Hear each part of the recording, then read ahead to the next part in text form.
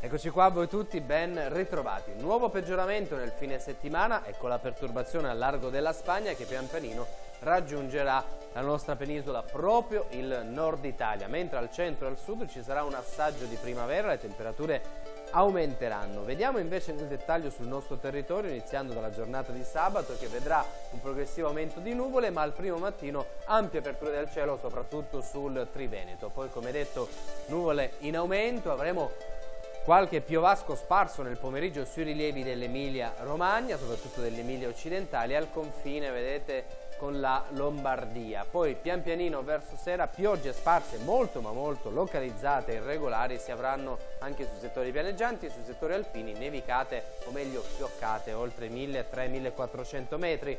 Il vero peggioramento però ci sarà, come detto, nella giornata di domenica. Temperature minime comprese tra 0 e 3-4 gradi centigradi, quindi quasi ovunque al di sotto dello zero, tranne che in zone alpine e nelle vallate alpine. Vediamo le temperature massime comprese tra i 7 e i 13 gradi. Per ora è tutto, buon weekend dal vostro Giuseppe De Vitis.